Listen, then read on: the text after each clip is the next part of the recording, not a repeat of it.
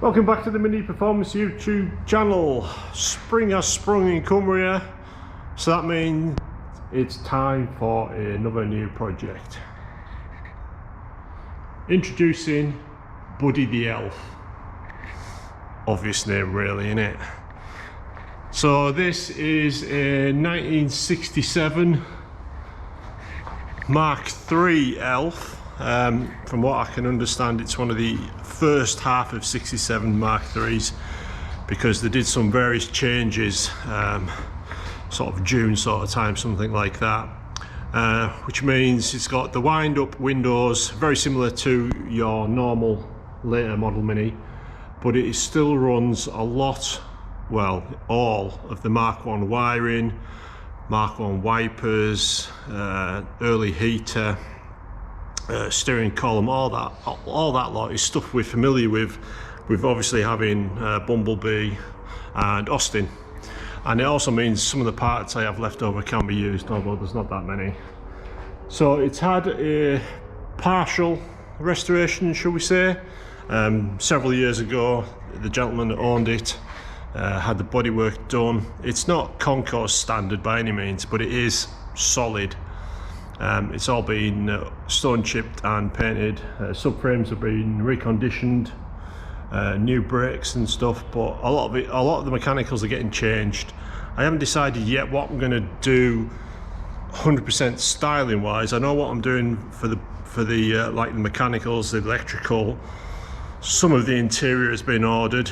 I've ordered the headlining from Newton Commercial, but unfortunately it's anywhere between several days and 12 weeks for the delivery. There's no further information apart from, yes, your order's in and the parts will be here sometime. So let's have a walk along the underside and I'll show you that. So we've got reconditioned subframes, like I said, they're all, is that powder coated probably? All very arty-tarty. 8.4 inch discs, which are all coming off. Pot joint outputs, which will have to get changed because the gearbox I've got is Hardy Spicer. You can see the underside there is all done in the stone chip and coloured. Brake line needs P-clipping in place. None of the original clips that are on the floor are there anymore, so anything that we run along the underside will need to be fastened in place properly. So that's going to be the fuel line, probably run that up that side, and then the the battery master cable. I don't know if I can just run it along here through that loop where it's supposed to go, because that's hangover again from the Mark I stuff. It's got the remote gear change cut out, and you can still see that's where the magic wand would have been.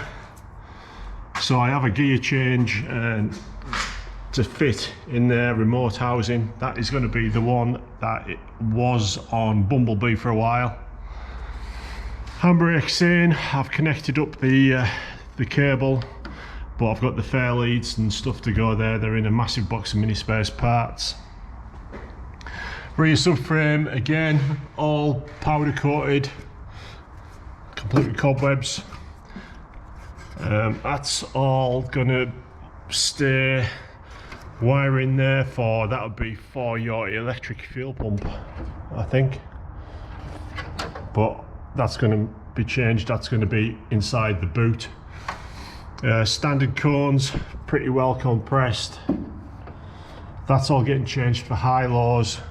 Rear brakes are going to change from the non-spacer drum to the spacer drum, so that when I put my 10-inch wheels on, they sit better.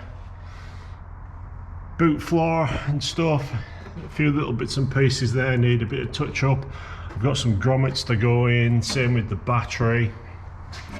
And then in here, I think there's normally closing panels and things in an Elf, but they haven't been put in here, and I'm not gonna bother putting them in either. I don't see the need. It's just gonna make a really bad rust trap, just the same as a normal Mini. So I'll leave it as it is, and if for any reason I think it needs attention, then I can alter it later, but for now, staying as it is. Exhaust system, Exhaust system is just going to be RC40.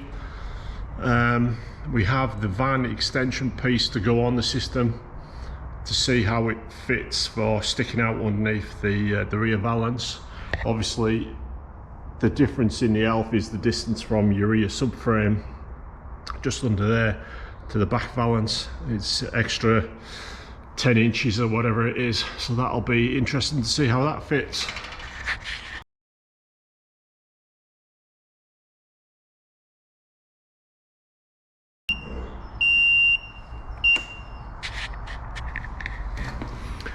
Right, moving on to the interior. Obviously it came with a whole lot of parts, fuel tank, various bits and pieces, bonnet release plates, some spares, overriders, bits of chrome. As you can see, it's fitted with the lights already.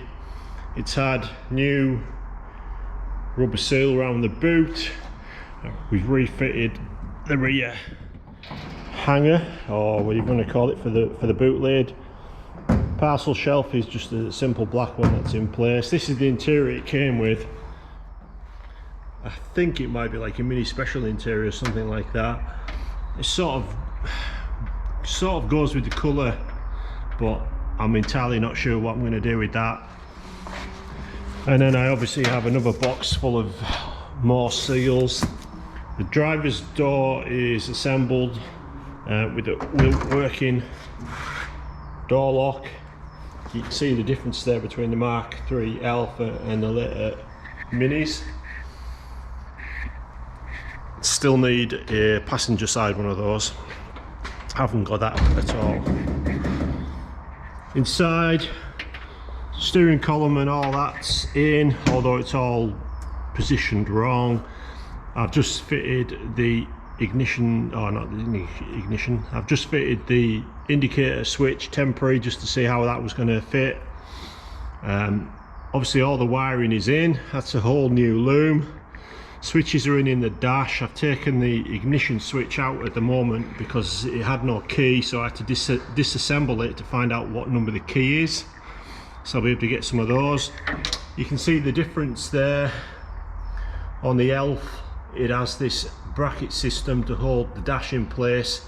The idea is you mount that part first, and then you mount the second two sections, the outside two sections, with glove boxes.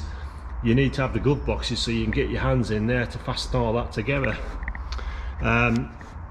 It has the the first of the air vent systems like you have on the later Minis. That's all slightly different as well on an ELF. Roof lining is absolutely knackered. We're going to strip off all this felt stuff and rub down and paint the inside of the roof, because there is a couple of bits where it's gone rusty with getting damp and stuff at the back. The roof lining rods are actually different to the later roof lining rods. They're bespoke to this age of ELF, so luckily I've got those. You can see the floor, and that's, you know, it is what it is. It's not fantastically patched and repaired and whatnot, but it does the job and it's solid. You can see it's got the front lights and stuff in. They all need checking to make sure that everything's assembled correctly. I am missing these sections in here and in here, and then there's some air vent sections go in there. You can buy them, and then there's the hoses and things that go up under the wing to the dash. And then when you look in here, you can see how new it all is in here as well. There's no brake and clutch. I've got those. I need to finish the piping. The wiring loom is obviously all new. It's just hanging in place. It all needs connecting up. Same with the wiring for the indicators and the lights and stuff. It's all just in the inner wing hanging there. It doesn't appear to have the little gap between the inner wing and the front panel where the wires normally go through, so I might have to drill a hole and put a grommet in. But yeah, that's just about it. I mean, I've got the front grille as well. That's at home getting cleaned because it was absolutely filthy. The other thing I'm missing is the spear that goes on the front bonnet, or from the front grille to the bonnet. Say your grill's here, it fastens in here and then goes back and gets bolted through here, but there's no holes in the bonnet for that. So they must have been welded up. So I might have to not bother with that. Bright work, I've got a lot of that. Obviously the Elf has special trims that go around the outside. They go chrome trims that go right across the front where all these extra little holes are. And also down the side there, I've got multiples of those which have cleaned up good enough to fit. And then around the back, obviously the boot lid needs painting, but I have got provided some of the paint to do that. But I am missing some of the badging, which I found you can get from Somerford.